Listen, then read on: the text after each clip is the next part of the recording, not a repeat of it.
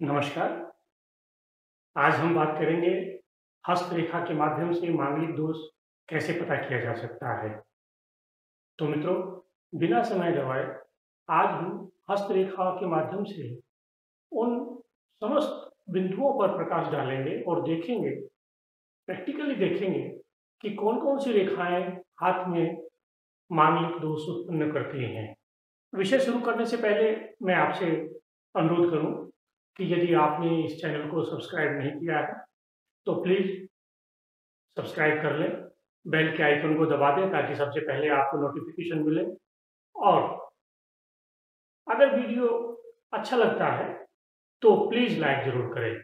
और वैसे मुझे मालूम है कि एक लाइक तो बनता है, तो प्लीज़ लाइक करें और अपने कमेंट ज़रूर लिखें।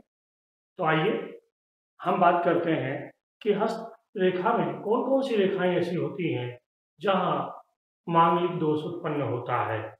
मित्रों, आपको मालूम है कि ये आयु रेखा है और इसके ठीक साथ से ही मस्तिष्क रेखा निकलती है और यहाँ से एक रेखा निकलती है, हृदय रेखा। अब 2 मंगल के क्षेत्र हैं, ये मैंने आपको पहले एपिसोड में बता चुका हूँ, एक निम्न मंगल और एक उच्च मंगल। तो ये जो क्षेत्र है, ये निम्न मंगल का है, यहाँ से यहाँ तक, और ये यहाँ से और यहाँ तक का जो क्षेत्र है, ये उच्च मंगल का है। तो मित्रों, सबसे पहले तो यह है कि अगर हृदय रेखा से कोई रेखा मंगल की ओर चली जाए, तो ये मांगलिक दोष उत्पन्न करती है।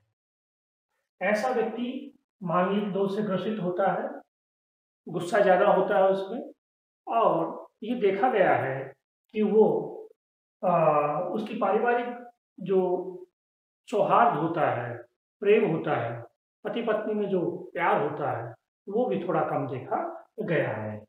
तो ये जो हृदय रेखा से एक रेखा निकलकर और मंगल क्षेत्र पर पहुँचनी चाहिए।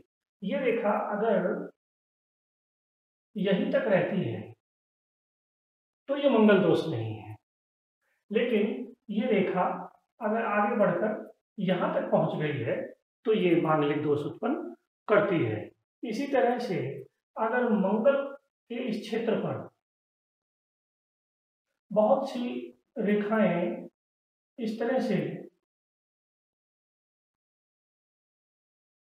काट रही हैं और इनको कोई रेखा इस तरह से काट रही है या नहीं भी काट रही हो, तो ये जो रेखाएँ हैं, ये मंगल दोष उत्पन्न करती हैं। अगली जो स्थिति है, वो है मित्रों कि यदि किसी के हाथ में जीवन रेखा और मस्तिष्क रेखा के बीच में गैप होता है, ये जो गैप है, ये गैप भी मंगल दोष को या मांगलिक दोष को बताता है। ऐसा व्यक्ति अगर किसी के दोनों हाथों में ये गैप है, तो वो पूर्णतया मांगलिक दोष होगा, और विशेषकर अगर महिलाओं के हाथ में अगर ये गैप है, तो वो मांगलिक दोष से ग्रसित होगी। अगली जो अवस्था है मांगलिक दोष की, वो है कि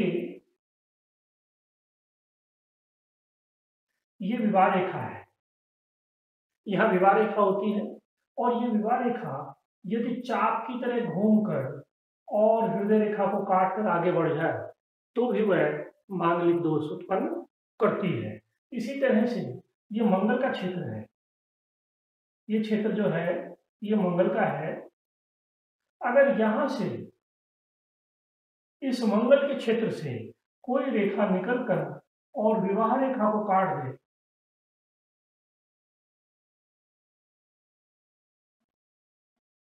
इस तरह से विवाह रेखा को काट दे, और काटते हुए बुध पर्वत पर चली जाए तो भी ये मांगलिक दोष उत्पन्न करती है। अगला जो स्थिति है मित्रों वो है कि अगर विवाह रेखा चाप की तरह बुध की तरफ घूम जाए इस तरह से तो भी ये मांगलिक दोष उत्पन्न करती है। कहने का अर्थ है आपने देखा अगर ये विवाह रेखा घूमकर इधर चाप की तरह घूम गई तो भी ये मांगलिक दोष उत्पन्न करती है, और विवाह रेखा अगर घूमकर कनिष्ठिका उंगली बुध पर्वत की ओर बढ़ती है तो भी मांगलिक दोष उत्पन्न करती है। इसके अलावा मांगलिक दोष कैसे होता है और क्या क्या कारण है वो भी मैं आपको बता देता हूं। ये जो क्षेत्र है यहाँ, ये जो क्षेत्र है ये आप जानते हैं ये केतु का है। यहाँ हथेली के बीच में ठीक बीच में राहु होता है और ये केतु है। इसलिए अगर इस केतु के स्थान से कोई रेखा निकलकर और जीवन रेखा को काटकर इस तरह से आगे बढ़ जाती है, शुक्र क्षेत्र पर बढ़ जाती है, तो ये भी मांगलिक दोष उत्पन्न करती है। लेकिन इसमें दो महत्वपूर्ण बातें हैं। यह रेखा आगे चलकर दो भागों में विभक्त हो जानी चाहिए, या कई बार ये देखा गया है कि ये रेखा त्रिशूल के रूप में भी विभक्त हो जाती है, तो ये पूर्णतया मांगलिक दोष को उत्पन्न करती है।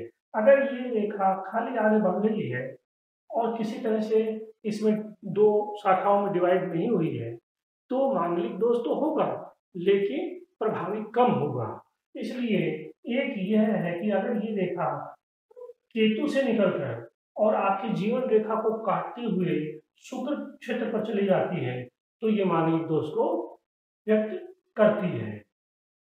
अगली जो स्थिति है मांगलिक दोष में वो ये है कि ये तर्जनी उंगली है, ये उंगली तर्जनी है। अगर ये तर्जनी उंगली किसी की छोटी है, थोड़ी सी छोटी है, तर्जनी उंगली अगर छोटी है तो ये भी मांगलिक दोष उत्पन्न करती है। इसलिए मित्रों आपने देखा कि अगर जीवन रेखा और हृदय रेखा के बीच में गैप है तो मांगलिक दोष उत्पन्न होता है। अगर हृदय रेखा से कोई रेखा मंगल पर चली जाती है तो मांगलिक दोष उत्पन्न होता है। अगर मंगल पर बहुत सी रेखाएं, आड़ी रेखाएं इस तरह से हो या जाल बन जाए तो भी वो मांगलिक दोष उत्पन्न होता है। और अगर केतु से कोई रेखा निकलकर जीवन रेखा को काटते हुए दो भागों में या त्रिशूल के रूप में बढ़ जाए तो भी मांगलिक दोष उत्पन्न होता है। और विवाह रेखा अगर बुध की तरफ घूम जाए तो भी मांगलिक दोष उत्पन्न होता है। और विवाह रेखा अगर हृदय रेखा को काटते हुए मंगल के क्षेत्र की तरफ घूम जाए तो भी मांगलिक दोष उत्पन्न होता है। और अगर उच्च मंगल से कोई रेखा निकलकर और विवाह रेखा को काटते हुए आगे बढ़ जाए तो भी मांगलिक दोष उत्पन्न होता है।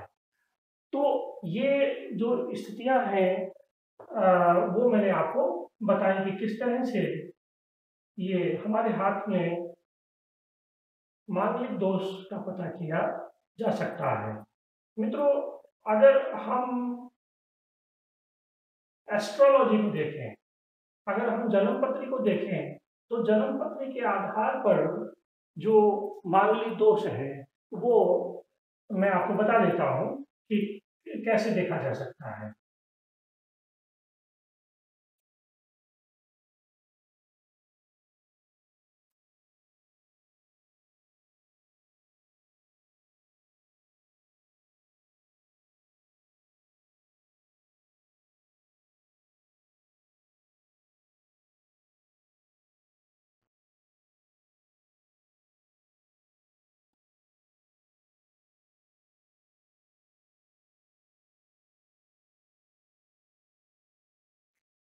ये लगन का है, ये पहला घर है, पहला घर है या पहला भाव है, ये दूसरा है, ये तीसरा है, ये चौथा है, ये पांचवा है, ये छठा है, ये सातवां है, ये आठवां है, ये नौवां है, ये 10वां, ये 11वां और ये 12वां। हमारी जन्म कुंडली में 12 भाव होते हैं या 12 घर होते हैं। तो अब मांगलिक दोष जन्म कुंडली में पहली नजर में कुंडली को देखते ही कैसे पता किया जाए, वो ये है मित्रों, अगर किसी की जन्म कुंडली में पहले, चौथे, सातवें, आठवें यानी लगन भाव में, चौथे भाव में, सातवें भाव में, आठवें भाव में और 12वें भाव में अगर मंगल है, अगर मंगल है,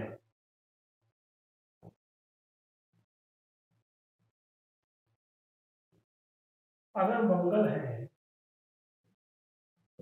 तो वो मांगलिक दोष से ग्रसित है।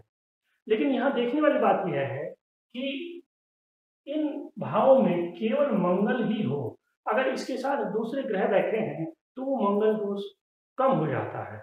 तो ये विषय केवल मैंने आपको, यहाँ हमारा विषय नहीं है, हमारा विषय हस्तरेखा है, लेकिन मैंने आपको केवल जानकारी के लिए ये बता दिया कि बहुत से लोग अपनी जन्म पत्री देखकर इधर उधर देखते हैं, भ्रमित हो जाते हैं और मांगलिक दोष से बहुत घबरा जाते हैं या उन्हें पता नहीं लगता। तो आप भी पता कर सकते हैं कि पहला, चौथा, सातवां, आठवां और 12 यानी ये जो 5 भाव हैं, 5 घर हैं, इनके अंदर अगर मंगल विराजमान है तो मांगलिक दोष उत्पन्न होता है। तो मित्रों, ये मैंने आपको बताया कि हस्तरेखा के माध्यम से हम मांगलिक दोष का कैसे पता लगा सकते हैं। मुझे उम्मीद है कि आपको ये जानकारी अच्छी लगी होगी।